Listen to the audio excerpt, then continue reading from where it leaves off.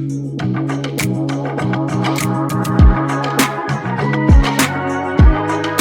right, let's talk about one of the trickiest but, most essential parts of the English language, the phrasal verb.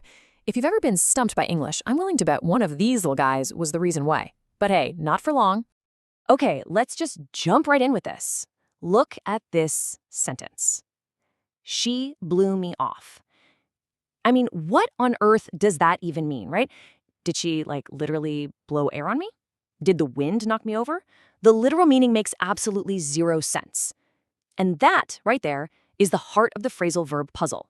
They almost never mean what the individual words seem to say.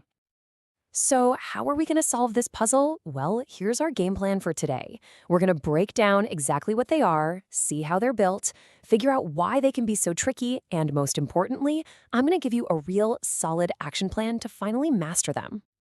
Okay, first things first. Let's get on the same page. What is a phrasal verb? The best way to think about it isn't some complicated grammar rule, but more like a simple verbal team-up. So here's the official textbook definition. It's basically a team of words. You've got a verb, and it joins forces with a small word called a particle. That's just a fancy term for a preposition or an adverb. When they get together, they create a totally new meaning that you wouldn't expect. And check this out. This is a perfect example of that team up in action. You take a simple verb like look. We all know it just means to see with your eyes.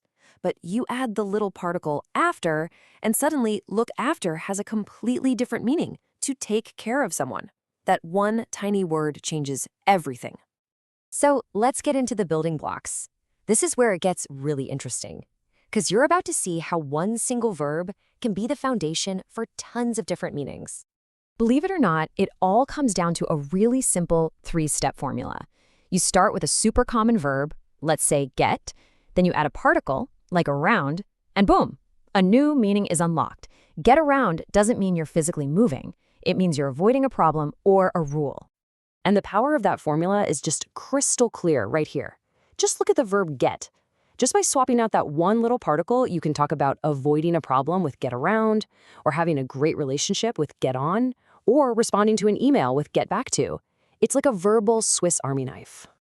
Okay, I know what you're thinking. If it's such a simple formula, why does it feel so hard sometimes? So let's get into why they're so tricky. But I want you to think of these not as problems, but more like the rules of the game you just need to learn. All right, here's the first big challenge. Just like one word can have a bunch of definitions in the dictionary, a single phrasal verb can also have several completely different meanings. This is where context becomes everything. So, for example, let's take blow away. If a sports team blows away the competition, it means they won really easily.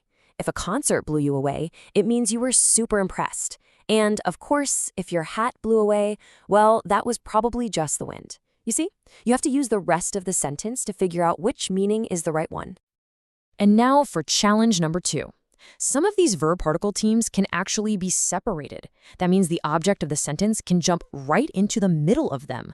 Let me show you what I mean by that. For instance, you could totally say, I need to pick up my trousers, with pick and up right next to each other. That's 100% correct. But you can also say, I need to pick my trousers up. See how my trousers split the phrasal verb? That is also 100% correct. This flexibility is a huge feature of the language, and it's something you'll really start to get a feel for with practice. All right, you ready to level up? Because just when you thought 2 words were enough to deal with, let's talk about the 3-part challenge. Yup, meet the 3-part phrasal verb.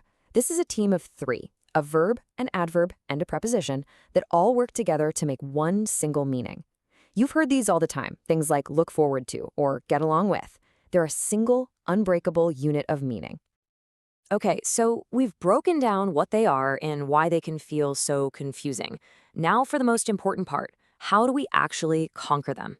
In this last section, we're going to lay out your action plan for doing just that. I mean, this is the big question, isn't it? There are literally thousands of these in English. Trying to memorize them all from a giant list feels impossible and honestly just super overwhelming. So here's the secret. Are you ready? Stop trying to memorize grammar rules. Instead, you need to treat every single phrasal verb like a brand new vocabulary word. Think about it. You wouldn't try to translate the word cat word for word, right? So don't do it for put up with.